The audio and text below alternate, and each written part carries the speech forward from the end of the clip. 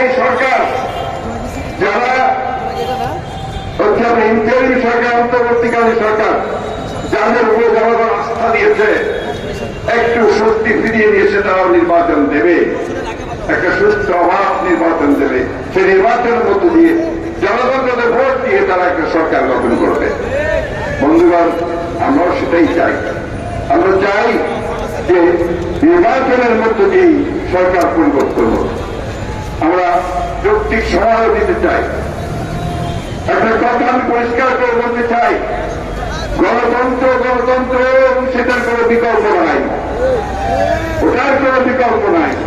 এবং সেই গণতন্ত্রের জন্য আমরা লড়াই করছি। বন্ধুগণ, আমরা লড়াই করেছি দেশের বেগম খালেদা জিয়ার নেতৃত্বে, তারেক রহমানের নেতৃত্বে। নতুন নতুন কৌশল আবিষ্কার করে, এই ভাই আমার দাঁড়াও শেষ করে নিত। এখন নতুন একটা ভুয়া চলছে, সেই ষড়যন্ত্রকারীরা কি যে মাইনরিটির উপর অত্যাচার হচ্ছে। আমাদের ম্যাডাম খুব সুন্দর করে বলেছেন যে বাংলাদেশে কোন মাইনরিটি নাই, বাংলাদেশের সবাই বাংলাদেশি নাগরিক। হিন্দু, মুসলমান, বৌদ্ধ, খ্রিস্টান, আমরা সবাই মিলে একসাথে 1971 সালে স্বাধীনতা যুদ্ধ করেছি, দেশ স্বাধীন হয়েছে। এবং সেই ক্ষেত্রে যারা আজকে হিন্দু সম্প্রদায় বলে আমরা তাদেরকে আলাদা করে দিতে চাই, আমরা তাদের সঙ্গে একমত নই। তারা সবাই নাগরিক, কিন্তু তাদেরকে খেপিয়ে, তাদেরকে দিয়ে আবার ভালো বানিয়ে আরেকটা কৌশল আবিষ্কার করে কিভাবে স্থিতিশীলতা তৈরি করা যাবে সেই চেষ্টা আমাদের করছে। তাদের মূল কাণ্ড হচ্ছে ইচ্ছা হচ্ছে দেশে অস্থিতির সৃষ্টি করে আবার যদি ওই ভারতের রাজনীতি ঢুকে পড়া যায়, তাহলে হয়তো তারা রক্ষা পাবে।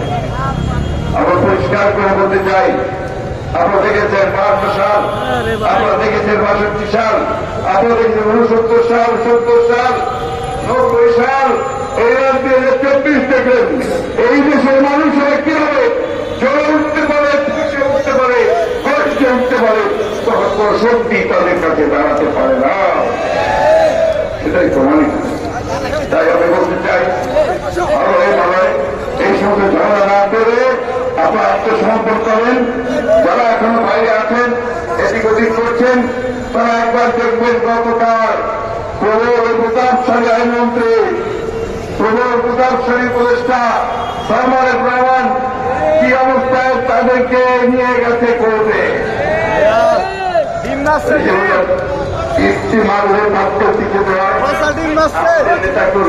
ওইভাবে নিয়ে গেছে, এবং তারা কেমন থাকছে ওইভাবে হেলমেট করে নিয়ে গেছে। আল্লাহ তার ভিতর থাকবে, আল্লাহর গজব আল্লাহ ফালাইছে, এদের বিচার করতে হবে। এবং